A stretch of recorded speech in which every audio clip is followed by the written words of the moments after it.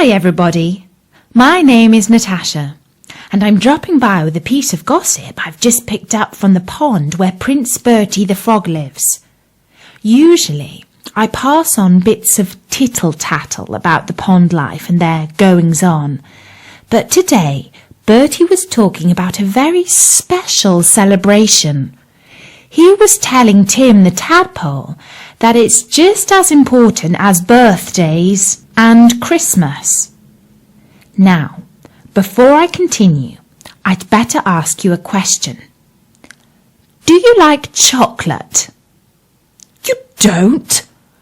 Well, I am surprised. Oh, sorry, I must have misheard you. You do like chocolate after all. Well, in that case, you might well be interested in the story Nori of Bertie's Easter egg hunt. It was springtime on the pond, and all the pond life was sitting by the edge of the water, looking out at all the lovely daffodils that were starting to spring up around the palace vegetable patch. And Sadie the swan was sighing. I do love the spring, Bertie, because all the flowers make me feel so romantic. Colin the carp said, I don't like flowers. People go on about their lovely smell, but I can't smell a thing because I'm a fish. Just then, Tim the tadpole stuck his tiny head out of the water and spotted a young woman walking under the fruit trees and the vegetable patch.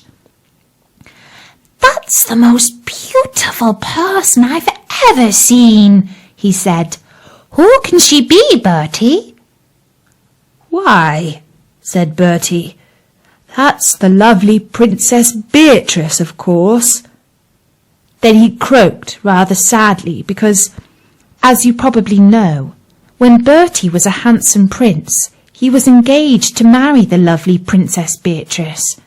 But then her horrid stepmother turned him into a frog, and he misses his princess quite a bit sometimes. Now she was ever so close to the pond, but she didn't recognise Bertie, because he looked just like a green frog. But all the pond life gazed at her. They were fascinated to catch a glimpse of her royal loveliness, of whom they had heard so much. What's she doing? Asked Tim. Bertie looked longingly at the lovely Princess Beatrice, remembering how he used to stroll with her down to the edge of the pond, and how she would always bring some bread for Sadie the beautiful black swan, and for all the ducks, coots and geese, who would come quacking and honking up to greet her. He noticed that today she was carrying a silk bag over her shoulder, and every now and then she would stoop down to the ground and take something out of her bag and place it carefully under a vegetable or a leaf. The things she was hiding so carefully looked like ostrich eggs, only instead of being white like usual eggs, they were all sorts of bright and attractive colours. What are those? Asked Tim, who is a very curious tadpole and is always asking loads and loads of questions. Those, said Bertie, are Easter eggs. Tim opened his tiny mouth and was about to ask another question, but before he could ask, Bertie answered it. This time of year is called Easter, and all the children who live in the palace and all the children from the nearby villages come to the palace gardens and they hunt for Easter eggs. The rumour goes that they are hidden by the Easter bunnies, but because I was a prince, and princes know everything, I realised that it was really the lovely Princess Beatrice who hid them. And you know what I used to do? I would watch her from the top of the palace tower through my telescope and spot where all the biggest eggs were hidden, especially the ones with jelly beans inside, because those are my favourite. I didn't know you liked eggs, said Tim. These were chocolate eggs, Tim. What's chocolate?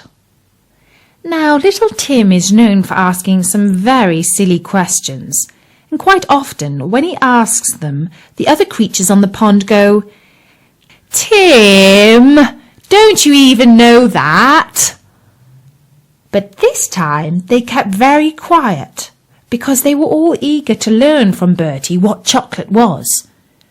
Bertie licked his lips with the memory of its taste. Chocolate, little Tim, is the most delicious food in the entire universe. Colin the carp, who is a very grumpy fish, and very seldom agrees with Bertie, or with anyone else for that matter, said, You might like chocolate, but it's not nearly so tasty as a dead insect with a nice bit of mud on it. In